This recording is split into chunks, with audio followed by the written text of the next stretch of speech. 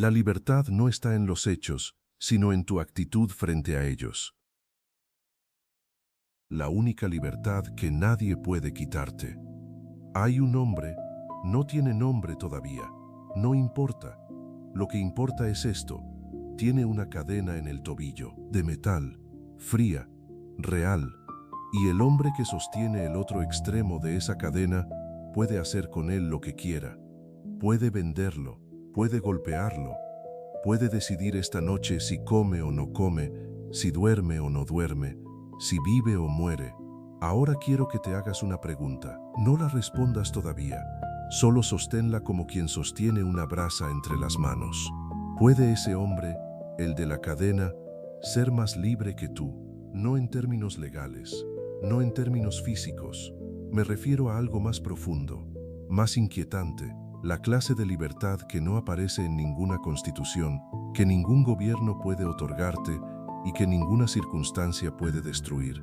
Una libertad que existe en un lugar tan pequeño y tan inmenso, al mismo tiempo que la mayoría de los seres humanos pasan toda su vida sin encontrarla. Esa pregunta tiene una respuesta, y esa respuesta podría cambiar la forma en que ves absolutamente todo lo que te ha pasado, todo lo que te está pasando ahora mismo, y todo lo que temes que te pase. Pero primero necesitas entender algo sobre la naturaleza de la prisión en la que probablemente ya vives.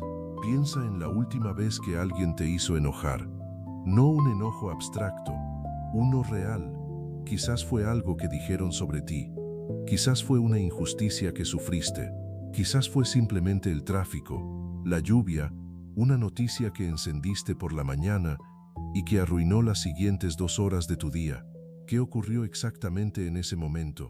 Algo externo, un evento, una palabra, una persona, entró en tu vida y tomó el control de tu estado interno, sin pedirte permiso, sin que pudieras negociarlo, como si hubiera una puerta en tu interior que siempre está abierta, y cualquier cosa que pase afuera pudiera entrar y reorganizar completamente el mobiliario de tu mente. Los neurocientíficos tienen un nombre para este proceso. Se llama secuestro amigdalar, un término acuñado por el psicólogo Daniel Goleman en su libro Inteligencia Emocional. La amígdala, esa estructura primitiva del cerebro que procesa las amenazas, puede activarse en apenas 12 milisegundos antes de que tu corteza prefrontal, la parte racional, haya tenido siquiera tiempo de evaluar la situación. Un estudio publicado en The Journal of Neuroscience por el equipo de Joseph Ledoux demostró que esta vía subcortical transmite señales de peligro al cuerpo sin pasar por la conciencia. El estímulo llega, la emoción explota y tú actúas. No desde la razón, desde el reflejo. Esto significa algo aterrador, que en esos momentos tú no estás tomando decisiones. Las decisiones te están tomando a ti. Y aquí es donde la filosofía entra a hacer lo que la neurociencia sola no puede hacer. No solo describirte el problema, sino ofrecerte una salida que sea digna de un ser humano. Un hombre que vivió encadenado descubrió esa salida hace 2000 años, y su nombre era Epicteto. Nació esclavo aproximadamente en el año 50 después de Cristo, en Hierápolis, una ciudad de lo que hoy es Turquía. No sabemos con certeza el nombre de su madre, no sabemos cómo llegó a Roma. Lo que sí sabemos es que fue propiedad de un hombre llamado Epafrodito, quien era a su vez liberto del emperador Nerón, lo que significa que un ex esclavo era dueño de otro esclavo. La crueldad puede ser perfectamente democrática. Se dice, y el historiador Celso lo registra, y Orígenes lo recoge en su Contra Celso, que Epafrodito torturó a Epicteto en una ocasión, tomó su pierna y comenzó a torcerla. Y Epicteto, con una calma que debió haber parecido sobrenatural, le dijo, «Vas a romperla». Epafrodito continuó, «Ya te dije que la ibas a romper». Un crujido, la pierna se rompió, y Epicteto dijo simplemente, «No te lo dije», no gritó, no suplicó, no entró en pánico. ¿Fue eso insensibilidad? ¿Fue locura? ¿O fue algo completamente distinto? Algo que tú, con todas tus comodidades, has olvidado que existe. Epicteto entendió algo en aquel momento, o quizás lo había entendido mucho antes, que se convirtió en el núcleo de toda su filosofía. en la idea más poderosa y más subversiva que jamás haya sido pensada sobre la condición humana. La idea es esta: hay dos categorías de cosas en el universo, las que dependen de ti y las que no dependen de ti. Eso es todo. Dos categorías, simple hasta parecer trivial, revolucionario hasta parecer peligroso. Epicteto lo llamó la dicotomía del control, y está articulada en las primeras líneas de su obra fundamental, el Enquiridión, que en griego significa el manual, el libro que llevas contigo a todas partes. Escribió, o más bien, su discípulo Arriano transcribió sus palabras, porque Epicteto nunca escribió nada por sí mismo. Estas palabras, que tienen más de 2000 años y que esta mañana son más relevantes que cualquier titular de noticias. Algunas cosas están en nuestro poder y otras no. En nuestro poder están la opinión, el impulso, el deseo, la aversión. En resumen, todo lo que es nuestro hacer. No están en nuestro poder el cuerpo, la reputación, la posición. En resumen, todo lo que no es nuestro hacer. Ahora quiero que te detengas aquí. No sigas leyendo mentalmente. Para. Respira. Porque lo que acabas de escuchar no es una cita bonita para poner en un póster. Es una afirmación que, si la tomas en serio, realmente en serio, invalida la mayor parte de tus preocupaciones actuales. Las hace literalmente irracionales, no porque tus problemas no sean reales, sino porque la energía que les dedicas está completamente mal dirigida. ¿Qué no depende de ti? Tu cuerpo, el dinero que tienes o que pierdes, lo que otras personas piensan de ti, el clima, la economía, la salud, el tiempo que te queda de vida, el comportamiento de las personas que amas, las noticias, el tráfico, los algoritmos, el jefe que no te aprecia, el ex que no regresó, el país en el que naciste. ¿Qué sí depende de ti? Una sola cosa, pero es la cosa más importante que existe. ¿Cómo respondes a todo lo anterior? No lo que te pasa. ¿Cómo decides relacionarte con lo que te pasa? Epicteto lo resumió con una precisión que atraviesa los siglos. No son las cosas las que perturban a los hombres, sino los juicios sobre las cosas. O sé lo que estás pensando ahora mismo. Lo sé porque es la reacción más humana del mundo. Es más fácil decirlo cuando eres tú el que lo dice y no el que lo vive. Y tienes razón, parcialmente. Por eso quiero traerte a la ciencia, porque la ciencia en este caso no contradice a Epicteto, lo confirma con una precisión que debería perturbarte. En 1946, el psiquiatra Viktor Frankl, superviviente de 4 campos de concentración nazis, incluyendo Auschwitz, publicó su libro El hombre en busca de sentido. En él describe algo que observó repetidamente entre los prisioneros, que la capacidad de sobrevivir no dependía principalmente del estado físico, ni del nivel de brutalidad del campo, ni siquiera de la suerte. Dependía de algo interno, de la capacidad de encontrar significado en el sufrimiento, de mantener intacta una cierta posición interior frente a lo que no podía cambiarse. Frankl escribió: al hombre se le puede arrebatar todo salvo una cosa, la última de las libertades humanas, la elección de la actitud personal ante un conjunto de circunstancias. 2000 años después de Epicteto, un médico austríaco en un campo de exterminio llegaba a la misma conclusión, el mismo descubrimiento, forjado en el mismo fuego, y la psicología moderna lo respalda con datos aún más específicos. El psicólogo Martin Seligman, fundador de la psicología positiva en la Universidad de Pensilvania, demostró en 3 décadas de investigación sobre lo que llamó resiliencia aprendida, que el mayor predictor de bienestar psicológico a largo plazo no es lo que le ocurre a una persona, sino el estilo explicativo con el que esa persona interpreta lo que le ocurre. En un estudio longitudinal que siguió a más de 1 millón de miembros del ejército estadounidense, Seligman y su equipo encontraron que quienes creían que los eventos negativos eran permanentes, generalizados y personales, que las cosas siempre serían así, que afectaban todo su mundo y que eran culpa exclusivamente suya, tenían hasta un 30% más de probabilidad de desarrollar depresión clínica y parálisis vital. Epicteto llamaría a eso vivir en lo que no depende de ti, entregándole a lo externo el poder de definir lo interno. Pero aquí necesito ser honesto contigo, porque este es el punto donde la filosofía estoica puede ser malentendida de la manera más peligrosa posible. Epicteto no te está diciendo que no sientas. No te está diciendo que la injusticia no existe. No te está diciendo que debas resignarte a la opresión con una sonrisa zen en el rostro. Eso no es estoicismo. Eso es disociación emocional con barniz filosófico. Lo que Epicteto te está diciendo es algo mucho más preciso y mucho más exigente. Te está diciendo que el sufrimiento y el dolor son inevitables, que la pérdida llegará, que la injusticia existe, que habrá cadenas metafóricas o literales que no podrás romper con la fuerza, pero que entre el evento y tu respuesta existe un espacio sagrado, silencioso, invulnerable, y en ese espacio vive tu libertad. El filósofo y ensayista Nassim Nicholas Taleb, en su obra Antifrágil, describe algo que resuena directamente con esta idea. Taleb argumenta, respaldado por modelos matemáticos y evidencia histórica, que los sistemas que solo resisten el golpe son frágiles, se rompen, los que permanecen igual son robustos. Pero existe una tercera categoría. Los que mejoran con el golpe se vuelven más fuertes precisamente porque fueron dañados. A eso lo llama antifrágil.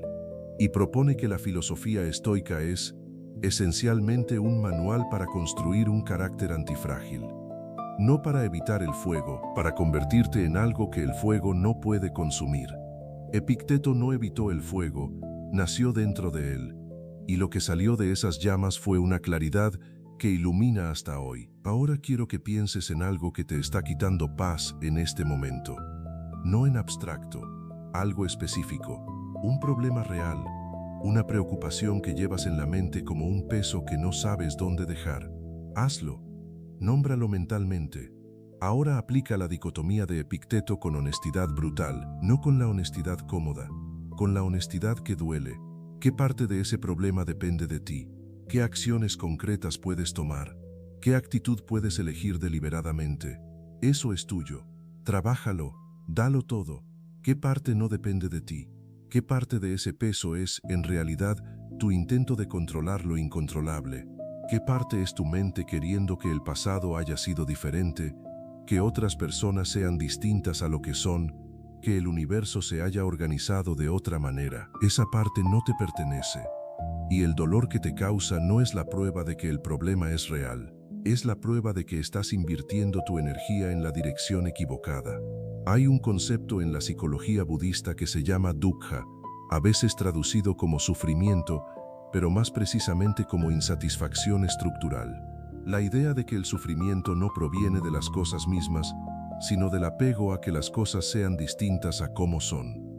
Investigadores de la Universidad de Yale, en un estudio publicado en Proceedings of the National Academy of Sciences en 2011, demostraron que la mente humana pasa aproximadamente el 47% de sus horas de vigilia divagando hacia el pasado o el futuro, hacia lo que ya no puede cambiarse o hacia lo que aún no existe, y que esa divagación está directamente correlacionada con niveles más bajos de felicidad reportada.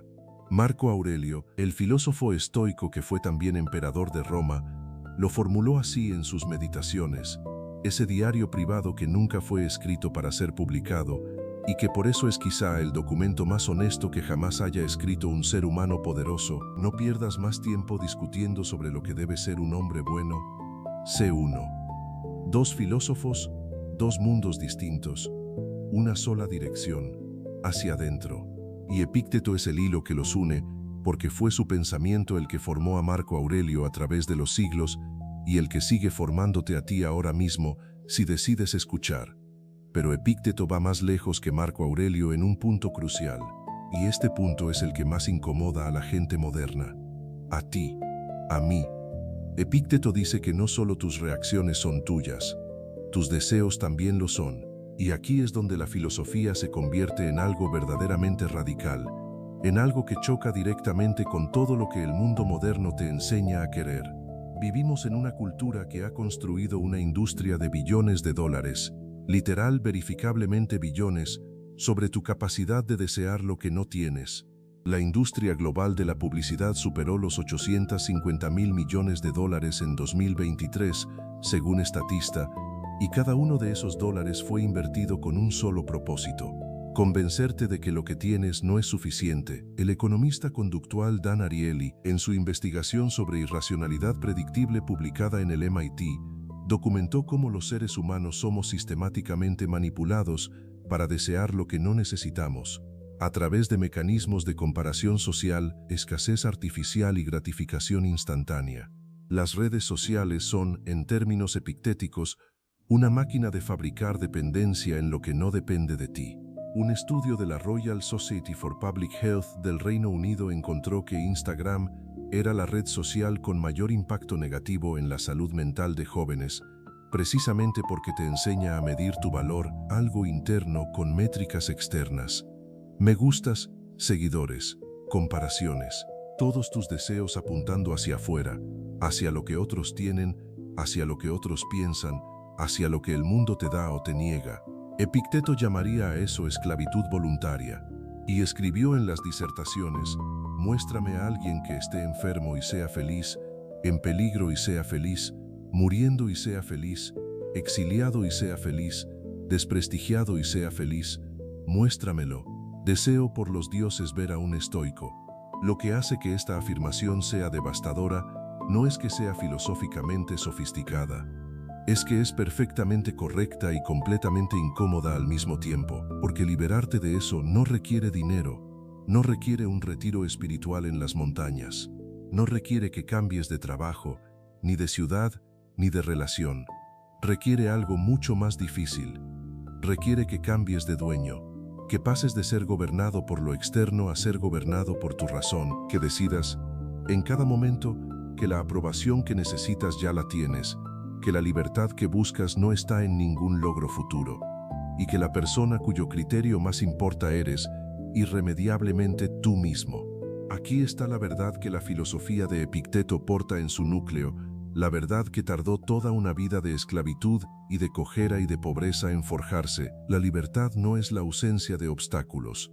La libertad es la capacidad de relacionarte con los obstáculos desde un lugar que ningún obstáculo puede tocar. No es una libertad de cobardía, no es la libertad de quien se rinde, es la libertad del atleta que sabe exactamente qué puede controlar en la competencia. Su preparación, su actitud, su esfuerzo, y que suelta todo lo demás sin culpa y sin nostalgia. Es la libertad del padre que ha hecho todo lo posible por un hijo y puede soltar el resultado con las manos abiertas. Es la libertad del enfermo que acepta su diagnóstico sin aceptar que ese diagnóstico defina quién es. Es la libertad más difícil del mundo y la única que nadie puede quitarte.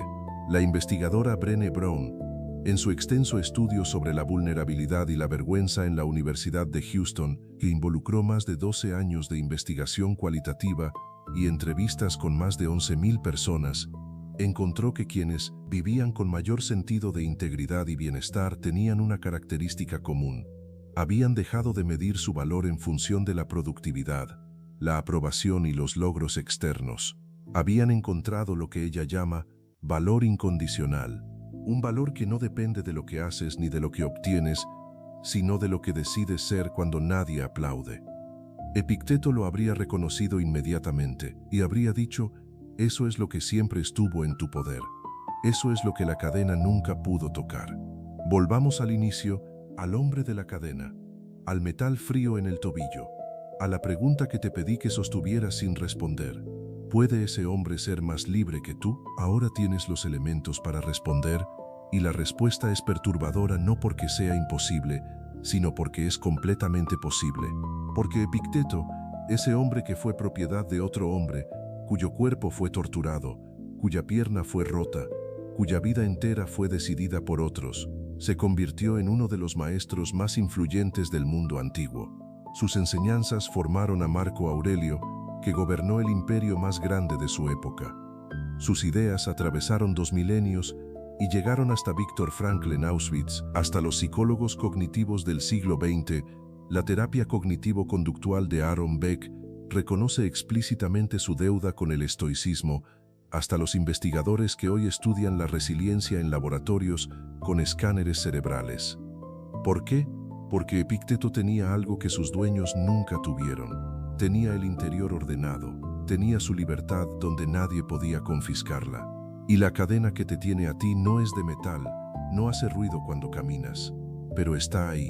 Está hecha de opiniones ajenas que internalizaste como si fueran tuyas, de expectativas que nunca elegiste pero que cargas como si las hubieras firmado con tu propia sangre, de miedos sobre el futuro que aún no existe y de vergüenza sobre el pasado que ya no puede cambiarse, de la necesidad constante agotadora de que el mundo exterior sea diferente a como es para que tú puedas estar bien. Esa cadena existe, y la pregunta no es si puedes romperla de golpe. Nadie te pide eso. La pregunta es si puedes comenzar a examinarla, a nombrar sus eslabones, a preguntarte, uno por uno, si cada uno de ellos pertenece a la categoría de lo que depende de ti o a la categoría de lo que no. El trabajo no es fácil. Epicteto nunca dijo que lo fuera. Dijo, no pidas que lo que ocurre ocurra como tú quieres, sino desea que lo que ocurre ocurra como ocurre. Y serás feliz. No es resignación. Es la más alta forma de claridad. Es saber, con precisión quirúrgica, dónde termina tu mundo y dónde empieza el mundo que nunca fue tuyo. Y ahora, una última pregunta. No para responder en voz alta, para llevarla contigo cuando este video termine, cuando regreses al tráfico y al trabajo y a las notificaciones y a todas las cadenas invisibles que quizás no habías visto hasta hoy. Si la cadena que llevas no es de metal, sino de miedo, de aprobación ajena, de deseos que nunca fueron tuyos, ¿qué eslabón vas a soltar primero? Porque eso, exactamente eso, sí depende de ti.